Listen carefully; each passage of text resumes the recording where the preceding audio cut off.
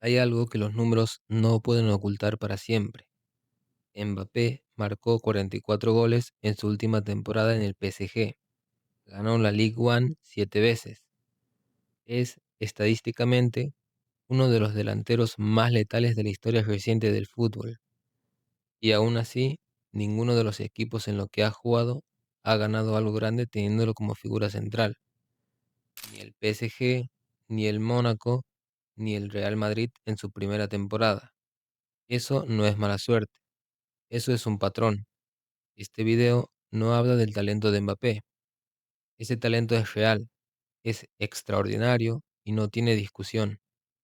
Este video habla de algo más complicado, de por qué ese talento, en lugar de construir equipos ganadores, parece fracturarlos, y de cómo Luis Enrique, antes que la mayoría, ya lo había entendido.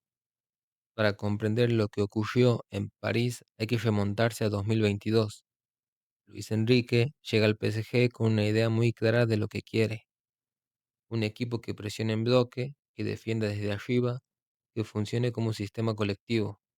Viene de dirigir a una España que no dependía de ningún individuo en particular, que ganaba por intensidad y organización.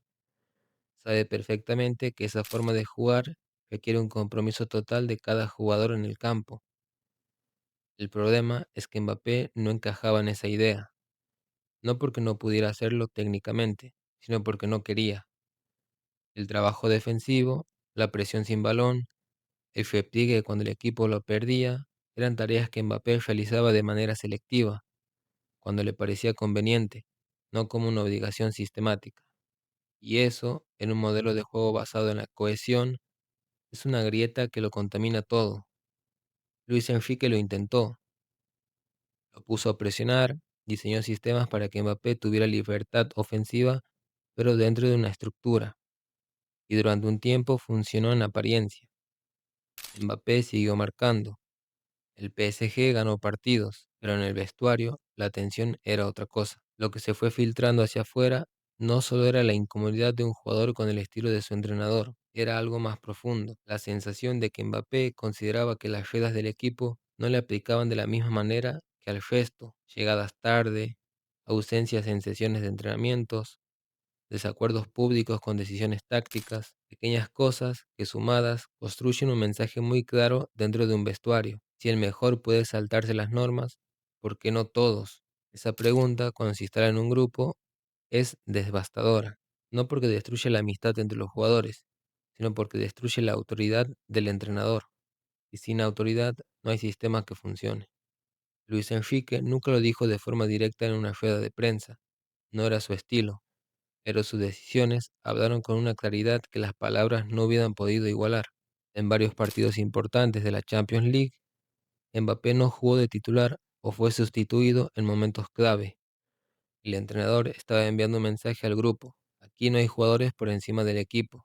Fue una postura valiente y también fue una postura que tenía fecha de caducidad, porque cuando el jugador en cuestión es Mbappé, las presiones que rodean a cualquier decisión son de una magnitud que va muy por encima del fútbol. La dirección deportiva, los patrocinadores, la imagen del club, la narrativa mediática, todo conspira para que el entrenador ceda. Luis Enrique no cedió, y eso, paradójicamente, aceleró la salida de Mbappé hacia el Real Madrid, que era lo que Mbappé quería. Lo que ocurrió después en Madrid fue revelador precisamente porque el contexto era completamente distinto.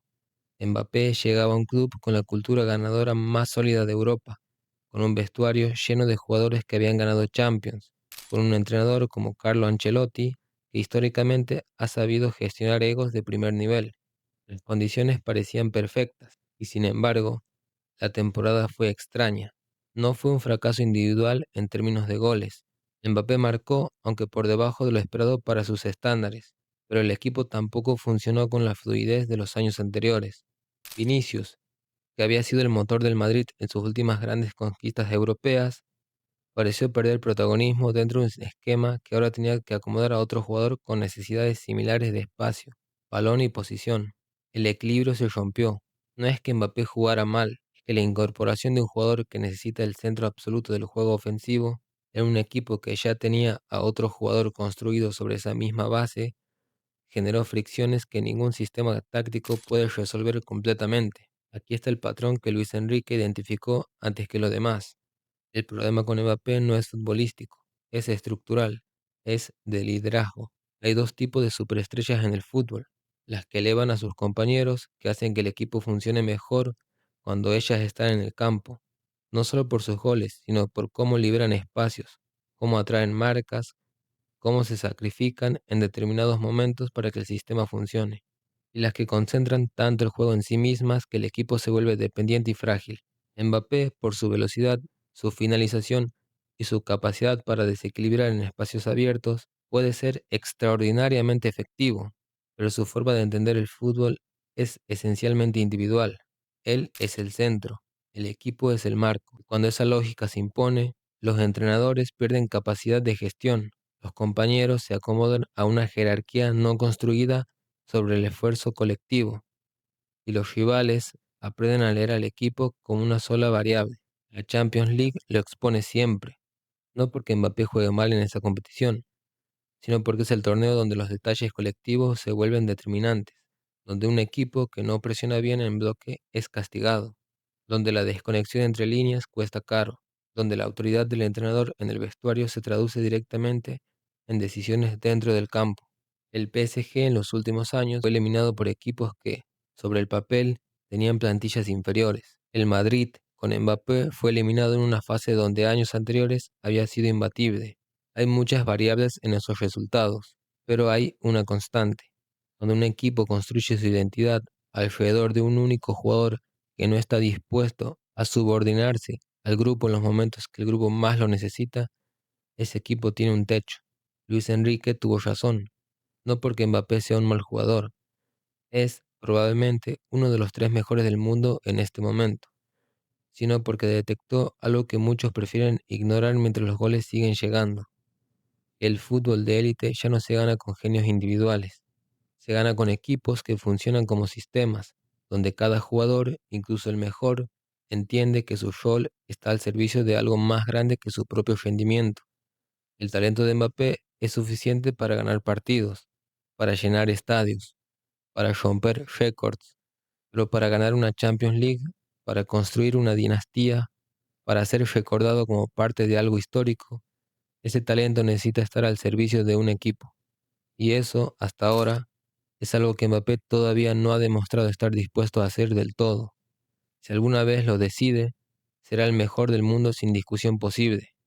Pero mientras tanto, los entrenadores que se atrevan a exigírselo, como Luis Enrique, seguirán teniendo razón, aunque eso les cueste el trabajo.